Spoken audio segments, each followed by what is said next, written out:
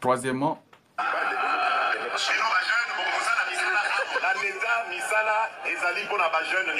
ne sera pas possible d'engager tout le monde. voilà, je mets d'abord pause. Je vais vous lire l'article 36, parce que le président dit, Misala Ezali pour la jeune union sauté, ça ne sera pas possible d'engager tout le monde. Je vous ai toujours dit, si tu veux diriger le Congo et que tu veux réussir ton mandat, limite-toi simplement dans ce que la loi dispose comme prérogative constitutionnelle. Ce que toi tu dois faire. Si tu vois que tu es incapable de faire ça, chers compatriotes, démissionner. Démissionner. C'est pour cela que vous voyez, dans un pays, des pays avancés, des pays en voie de développement, il faut favoriser que tous les secteurs de l'économie, tous les secteurs de la vie nationale puissent permettre aux citoyens de vivre, de travailler et gagner dignement leur vie. Aujourd'hui, au Congo, pour gagner la vie, c'est simplement dans la politique. C'est ça qui fait que tout le monde entre dans la politique. Et même ceux qui n'ont rien à faire dans la politique, ils viennent juste pour voler. Voilà ce qui se passe. Ils ne connaissent absolument rien de ce qui est la vie publique de l'État. La vie publique de l'État, tout ce que vous savez, tout ce qui est administration publique, les fonctions publiques, mandataires publics, tout est régi par les lois. Si vous oubliez ces lois, vous disparaissez des radars. Vous oubliez les boussoles. C'est comme quelqu'un qui laisse les boussoles qui doivent lui montrer la direction où il doit partir. Voilà, c'est ça qui arrive à M. Tshisekedi. Article 36 de la Constitution résout cette question dont il dit que l'État, les jeunes croient que c'est l'État qui donne de l'emploi. Ce n'est pas l'État qui donne de l'emploi. L'État ne peut pas engager tout le monde. Maintenant, lisons l'article 36. L'article 36 dit ceci. Le travail est un droit et un devoir sacré pour chaque citoyen congolais. Vous avez suivi? Première alinéa. Deuxième alinéa. L'État garantit les droits au travail, la protection contre les chômages et une rémunération équitable et satisfaisante assurant aux travailleurs ainsi qu'à sa famille une existence conforme à la dignité humaine, complétée par tous les autres moyens de protection sociale, notamment la pension des retraites et la rente viagère. Je vais revenir dans les explications. C'est très clair, chers compatriotes. Troisième alinéa. Nul ne peut être lésé dans son travail en raison de ses origines. Vous comprenez? Lorsque nous disons que M. Tshisekedi est en train d'appliquer le tribalisme d'État, certaines personnes croient que nous, on s'acharne sur lui. Non. Ici, la Constitution est claire. Suivez très bien. Nul ne peut être lésé dans son travail en raison de ses origines, de son sexe, de ses opinions, de ses croyances ou de ses conditions socio-économiques. Quatrième alinéa.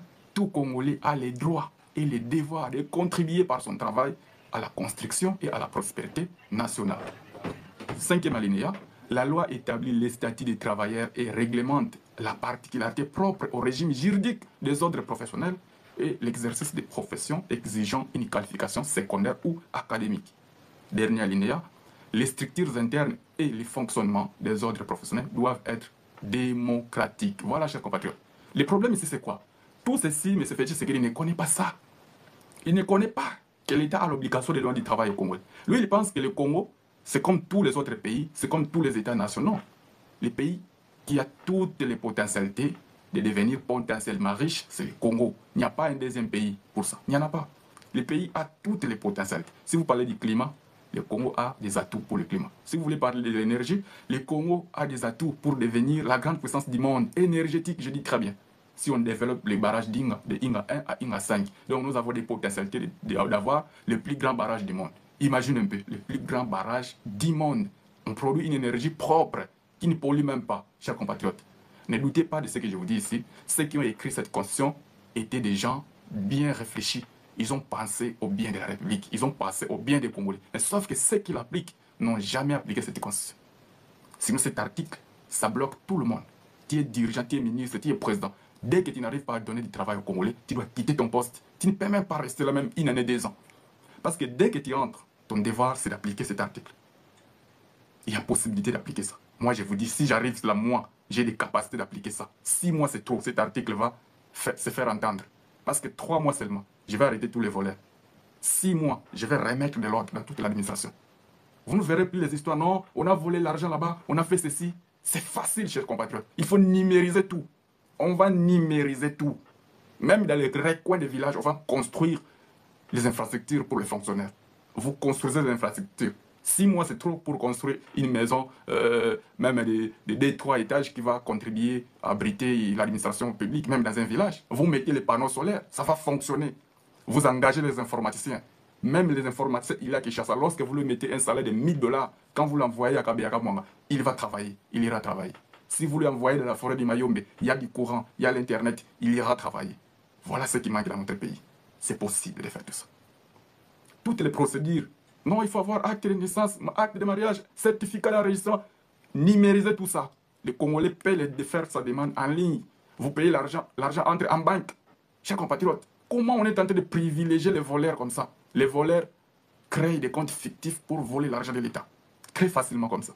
Félix Tshisekedi, qui est le chef de l'État, ne connaît même pas cet article. Parce que moi, tel que je connais cet article, je ne peux pas me mettre devant vous pour vous dire que non, les jeunes, ça la confusion, l'État, non, ça c'est faux. Ça c'est faux. Là, vous parlez de notre pays. Si vous parlez du Congo, au Congo, l'État a l'obligation de donner du travail à tous les citoyens congolais. Regardez. D'ailleurs, cet article nous dit que le travail, c'est un devoir, c'est un droit et un devoir sacré pour chaque Congolais.